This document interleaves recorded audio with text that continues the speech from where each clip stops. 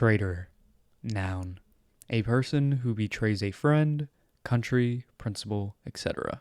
It's Traitors season. I'm so excited to start the year off by talking about the Traitors. I cannot remember a time where I was more excited for a season of reality TV to air than the Traitors U.S. Season 2. For those of you who need a refresher or want to know this little game called the Traitors, a cast is dropped together. 3 to 4 players are selected secretly to become traitors. Every night, they will murder one of these non-traitors, aka the Faithful, to whittle down this cast. While the Faithful have an opportunity to strike back at the Banishment, where everybody will discuss openly and vote out somebody who they believe is a traitor. And you continue this process until a traitor or traitors are left standing, or all the traitors are voted out of the game. The cast reveal for the season upcoming lit reality TV Twitter on fire, with heavy hitter after heavy hitter after heavy hitter. And I know a decent portion of this cast, but not everybody. And I'm sure to varying degrees, you all watching are in the same boat. So I want to kill 2 birds with 1 stone, help myself, and help you all by creating this guide to the Traitors U.S. Season 2. Where I will dive into this cast of 21 players and give a brief to somewhat longer brief description and analysis on everybody competing. That way I, and most importantly all of you, have a much better idea on what we're about to witness and how goddamn insane this cast truly is. This was a really fun video to make, introducing myself to each of these contestants. I'm ready to watch it all unfold, but we have to meet our cast first. Let's dive in to my guide for the Traitors U.S. Season 2. I'd say back off. Kicking it all off with Mr. Bergie Bergerson, who was on Love Island USA Season 5. Bergie was a unique character, especially when you hear that he's from Love Island. He came into this game a socially awkward guy, not much dating experience, and was kind of puppy dog through a lot of the game. But he kind of grew and made the finale and became a really fun and pure-hearted character on that season. I'm personally a fan of Bergie, but I don't know what that means on this season. He's the biggest faithful to ever faithful. There's no shot they make this man a traitor. And there's about a 50-50 chance he's either about to get murdered early for no real reason, or he finds a group of people, maybe accidentally aligns with a traitor, and will stick around for a long time. I think Bergie can be some fun here. He gives off very trustworthy vibes. We'll see if that will translate to a game with some reality TV titans. One of those titans is going to be the big man CT, one of the most seasoned reality TV personalities on this cast, as he started all the way back in 2003. With The Real World Paris. Since then, he's been known to compete on MTV's The Challenge, where he's one of the most iconic personalities in the show's 39-season history, competing in 19 seasons, winning 5 of them, and has a reputation and argument as the greatest to ever compete on the show. So we have one of the GOATs from this show on our hands. Personality-wise, back in the day, this man was a hothead and had a massive ego and thought of himself as nothing but the best, which led to him getting into his fair share of fights on the show.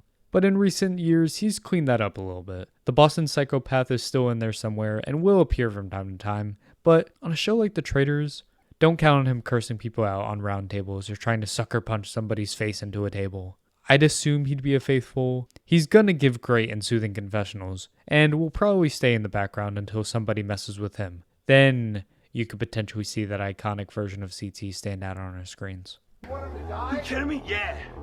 I will smash his head and eat it. One of the most anticipated returns on this entire cast, and my personal rooting interest, is going to Dan Gheesling. He is the most highly touted person as far as capability in social strategy games. He has played 2 seasons of Big Brother. He won his first time and was the first ever unanimous winner, and held that title until Big Brother 22. And then returned on Big Brother 14 along with 3 other returning players, one of which is also on this cast, and played one of the most masterful, exciting, and intimidating games of Big Brother ever witnessed. He made it to the final 2 where he ended up getting 2nd place. But most of the Big Brother community can agree that Dan played a game that was well deserving of a 2nd win, and did not win the game because he was a previous winner. While CT is considered one of the GOATs of the challenge, Dan is the GOAT of Big Brother. He's so smooth with how he talks. He's deliberate with everything he does, and anything you say to him can and will be used against you in the future. He's that good. However, a big thing about Dan is he hasn't done this thing in a long time, much longer than most of this cast. But that's exactly how he's going to get you. I would imagine he's going to play on the fact that he's a Twitch streamer now and that he's changed. He's not the same cutthroat man you saw back on Big Brother, to try and lower his threat level because he needs any help he can. There is about a 50-50 chance I'd say he's a traitor or a faithful. The obvious play is that Dan Giesling, one of the most cunning reality TV players we have ever seen, becomes a traitor. And of course, I would love that, but I think it's too obvious. It's too much of a gimme. A season removed from Suri being a traitor to make Dan a traitor, that might set him up for failure really early on. So if I had to make an official prediction, I think he's a faithful, and he will need to play a perfect middle game. I don't think he would get murdered early, no reason to, because he would be such a big threat for banishment. Which brings me to the other point where he could get banished at any given moment simply for being Dan. But if he can play the middle ground by having the faithfuls believe he's a faithful, while also offering something useful to the traitors, he can survive the early game.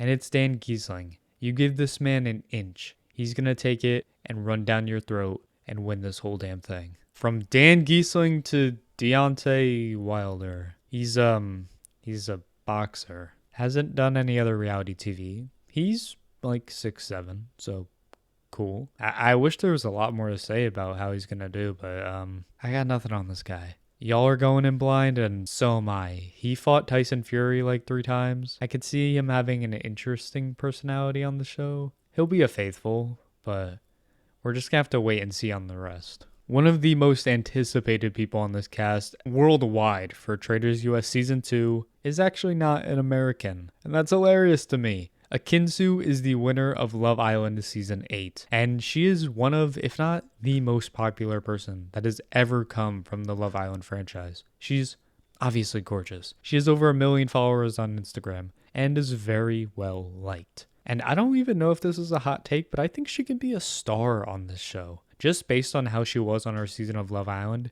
in a game like The Traitors, she can make some of these people her puppets. Now, I can't guarantee she will take that opportunity. You never truly know because she's never been put in a situation like this. But if she plays her cards right, she can become a figurehead on this season and of The Traitors as a show. I see a vision so clearly of her being a traitor and being a damn good traitor. She's one of the biggest contenders for me of being a traitor.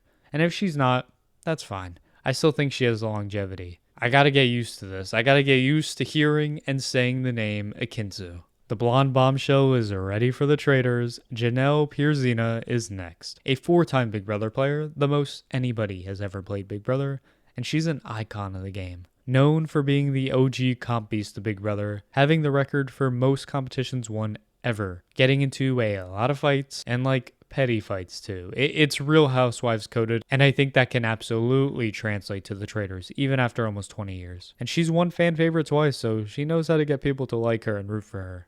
Here on The Traitors, I really do think she could be a main character in this season. There's always a potential for her to get murdered early, and that would really suck. But there's a non-zero chance she's a traitor. I wouldn't bet on it, but Janelle as a traitor could be trouble for these people, and she could go a long way in this game. Even if she isn't a traitor, I think she's gonna bring the drama. She does not deal with other people's BS and will call it out. We all need to keep an eye on that blonde hair. The single most random selection on this entire cast is John Bercow, who was the Speaker for the House of Commons and a Member of Parliament in the UK? Excuse me? Obviously, there's no telling how this man is going to do on the Traitors U.S. But for what it's worth, I do believe he'll be more fun than you'd expect. This man's got a personality to him. I think at roundtables, he's going to be TV gold. He'll be a faithful, I'm almost certain of that. However long this man is on our TV screens, I think we could see a fight or two that involves him. And I'm here for it, especially with that British accent.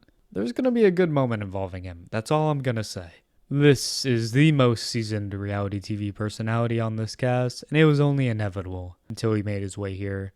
It's Giani Bananas. Made his reality TV debut in 2006 on the Real World Key West, and is now most infamous for his 23 challenge season appearances. God damn. He's got the most wins ever in the challenge with 7. Is oh so infamously known for stealing nearly $200,000 away from his season-long partner to take the full prize pot for himself. That, paired up with his enormous ego, he's no stranger to being a traitor. I would bet, however, he's a faithful, because I think he will bring much better television as a faithful. I don't see him taking this super seriously, but he knows how to bring good TV, and he will make it his mission to be great TV for us as long as he's on the season. I don't know if Bananas has longevity on this season, though. It's so easy to get rid of him just like that, whether it's a murder or getting a group together to banish him. I don't expect longevity at all, and would be surprised if he does survive maybe 3 rounds of gameplay. To be fair to Bananas, though, in a lot of his recent seasons, I've said this about Bananas, and he always seems to prove me wrong and last so much longer than I think he should. We can never be too certain with this volatile banana. Kevin Kreider is an interesting figure on this cast. Coming from Bling Empire, basically a reality TV version of Crazy Rich Asians. Kevin was for sure one of the more level-headed people on that group. If you're looking for the pot stirrers, Kevin will not be that. However, I do think Kevin can be very good at this game. I don't think he'll stand out from the crowd. There's a small chance he's a traitor. I would lean faithful, but there's a chance there. And I don't know, I just have a lot more confidence he can maneuver his way through these insane personalities better than these insane personalities maneuvering through these insane personalities. Kevin is one to look out for. He can be messy sometimes, so don't let him fool you. He's not going to be boring the entire time. I think it's only fitting to put these next 2 people together as they have a genuine real-life connection outside of this show. We got Lara Pippen, the ex-wife of Scottie Pippen, and Marcus Jordan, Larsa's boyfriend and the son of Michael Jordan. I remember when it was reported that these 2 were dating, and if you know anything about sports, you know why this relationship is hilarious. Larsa is most well known for being on the Real Housewives of Miami in season 1, and then returning in season 4, while also making some appearance on the Kardashian show because she knows them. She seems to suffer from a bit of delusion though, does not get along well with other people, and can become the center of controversy a lot. Whether that's by choice or by accident, it happens. But that just sounds like good TV to me. And Marcus Jordan is there? I don't know. As it translates to the Traitors, I expect them both to be faithful, especially as an obvious duo. One of them being faithful while the other is a traitor makes no sense to me. And I can see Larsa getting into some drama. I can almost guarantee it happens. And potentially some longevity is in her as well. But with Marcus, he's actually one of my locks to be out early. I think the Traitors will want to split this couple up early to avoid the threat of a duo. And with how much Larsa can get herself into trouble with her mouth, Marcus is the much easier person to snipe out of the game. I wouldn't get too attached to these 2 together. I doubt it stays that way for more than 3 episodes. Maxim Chovsky is our Dancing with the Stars representative, and he's a vet when it comes to Dancing with the Stars. First appearing on season 2 of the show, and then competing in 16 subsequent seasons, with 1 championship under his belt. There's not a lot to say about this man's personality. He's going to be able to express that to us on this season. I don't expect him to be the loudest voice in the room ever, so I don't know if he's one you want to focus on and watch. I like the Dancing with the Stars representation, but this is another obvious faithful, and I'm not entirely confident he will be a star on this show like he is on his other show. MJ, Mercedes Harvard, I believe is how you pronounce it, I think has the potential to be really fun and messy if given the opportunity. Originally from Shaws of Sunset, she is one that loves to be messy. And like Lara Pippen, some of it tends to be accidental. But that makes for great television. She also, funny enough, has an up and down friendship with Reza, you know, the first boo of last season. Hopefully she doesn't suffer that same fate. But I don't know how connected she will be on this cast, and that's a scary thought. She could be targeted or she could be left alone for the same exact reason. I do hope it's the latter because there is potential she could pop in a big way on the season. But part of me is worried she might become an early casualty due to her messiness. But that's all you can ask for. Hopefully she makes an impact. I think we're going to have so much fun watching Parvati Shallow on our TV screens again. Finally, we're here to some Survivor representation, and I don't think we could have gotten somebody better. A 4-time Survivor player, 1-time winner, 1-time finalist, and considered to be one of the most iconic in the show's history. Most well known in her early seasons for being a flirt. So charismatic, people are just drawn to her. She was one of the figureheads on the most dominant female alliance in Survivor history, the Black Widow Brigade, and has a pretty big rivalry in recent years with somebody who might just be on this cast that I think will have big implications on the season. But I'll talk about that feud when we get to the other person. As for Parvati's chances, I think she can do really well if she is a traitor. And there's a really good chance she's a traitor. I think there's nearly a 100% chance that either her or the person she's feuding with becomes a traitor. If Parvati is the traitor of the two, she can do very well. If the other person is the traitor, I'm scared for Parvati. And she's gonna have to pull some of that Parvati magic to get herself out of that situation. But we're gonna be fed. She's a queen, and I'm excited to see what she'll bring to the game. Also, keep an eye out for her fits. They will serve. If it isn't Pilot Pete who fucked in a windmill. I actually knew about Peter Weber before this cast reveal due to the season of The Bachelorette he was on being one of the only Bachelor franchise seasons I've ever watched. He was a part of Hannah Brown's season of The Bachelorette, where he was deemed very likable compared to a lot of the other guys on that season, and came in third. And then became the Bachelor himself on season 24 of The Bachelor, where he lost all likability, and that is considered one of the worst seasons of The Bachelor in the franchise's history, just due to clearly not being one that can handle a star role being in the spotlight. So going into this season, I see some potential.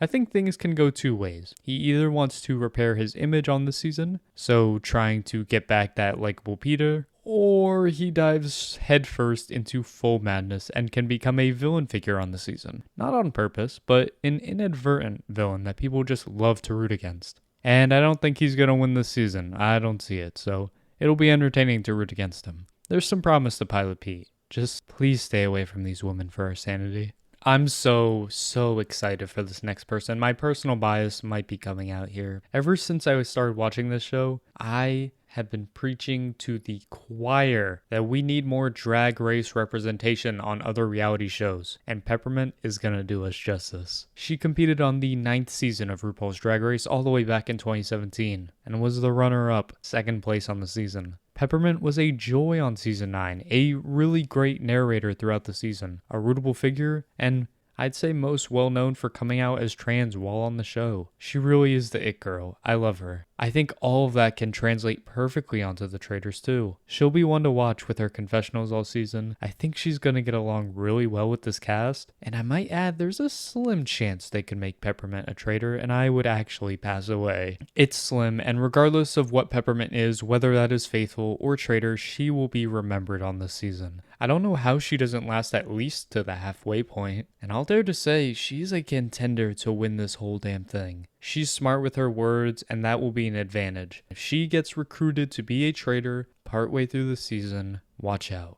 I have high hopes for Peppermint. We got a housewife, and I'm really excited for Phaedra Parks. Best known for her appearance on The Real Housewives of Atlanta, and she was most recently on Married with Medicine. Most well known for her drama and falling out with Kandi Burruss, who was a contestant on Celebrity Big Brother. They were really close friends on The Real Housewives, but had a falling out after Phaedra got removed from the show by spreading a rumor about Kandi and her husband, so she's obviously good drama. I'm on my hands and knees for Phaedra to stay long in this game. She'll be a faithful.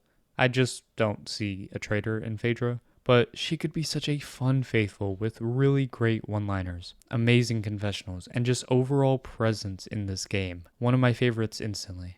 The queen stays queen. Adios. Sandra Diaz-Twine is the first two-time winner of Survivor, and she is here on the Traitors. I know she's gonna bring it on this season. I don't doubt that at all. She's played Survivor 4 times, winning her first 2 times on the show, and again, is another icon of Survivor. There are only 2 Survivor representatives on the season, but I don't think they could have picked 2 better choices. Not only are these icons of the game, like I teased with Parvati, these 2 have a history together. Sandra's second win was against Parvati in the final 3, and their feud is due to an argument about that same final tribal council. And in general, I don't think they particularly like each other very much. And while on the surface, I can see them wanting to work together, they will both have a dagger behind their back, and one of them will win the war against the other. Lock it in. However, that fully depends on who becomes a traitor of the 2. And while I think it's nearly 50-50 on which of the 2 will be a traitor, I do think Sandra's chances are a little higher. I don't think she'd be the better traitor of the two, but I think she's going to bring more on what the producers or Alan or whatever you want to say is looking for. Blunt, to the point, this is a business trip for her. I think Sandra is going to be great on the Traitors, and a mother will be falling in this mother off we are about to witness. We got another housewife on our hands, and this one might be a handful because Sheree Whitfield is a lot. Like Phaedra, she's from the Real Housewives of Atlanta. She's quite the character. This might be a stretch, but imagine a more real version of Omarosa. That's the energy I get from Sheree, and I love that. She's quotable, memeable, and will buck up to anybody if they aren't being straight up with her. And we're about to play a game all about lying and deception? Oh, she's gonna kill it. I'm nervous she won't exactly last long in the game. She could pull a Brandy from last season and get herself banished even if it's extremely obvious she's a faithful. But I hope she survives at least a couple rounds so we can get the true Sheree experience, and we will be fed if so. Our final housewife and one of the final official members of this cast is Miss Tamra Judge, a staple in the Real Housewives in general, but obviously she's a part of the Orange County crew. I've been talking a lot about how some of these people are very messy, especially the housewives, but Tamra might be queen mess on this cast. You know what they say about blondes. There are going to be fights on this season. I've mentioned that numerous times, but if Tamra finds her way into a fight, it's gonna get real. It's gonna be the fight. You do not want to get on her bad side or she is going to mess shit up. I'm really excited to see her interact with this cast and just create so much tension, and hopefully that trickles to make the entire cast full of drama. She'll be a faithful, like Sheree.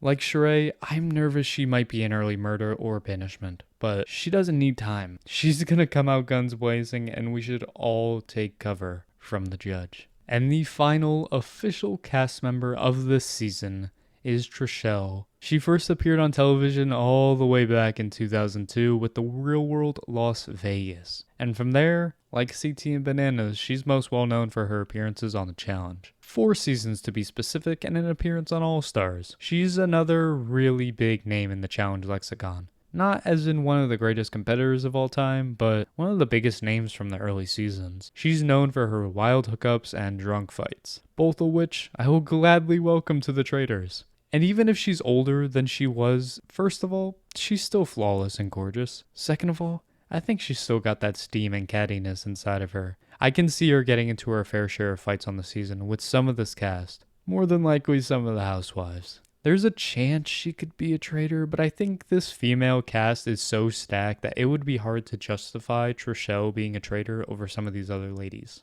I'll gladly welcome it, but I think there are better options. Trishelle is gonna serve looks, serve face, and hopefully serve up some justice after all these years and proves she's still got it. A lovely group of 21 ready to hopefully give us an amazing season of reality television. I hope this video helped at all to have better knowledge on what everybody is going to bring to the season. Obviously, I can't do a full deep dive into everybody, and I didn't even know everybody coming into this. I had to do my own research and clips and all of this to figure out who these people were. Happy traitor hunting. That's going to do it for me. Subscribe if you want to stick around. I have a ton of reality TV content coming soon. And if you made it to the end of this video, I love ya. Platonically, of course. And I will undoubtedly see ya when I see ya. Bye-bye.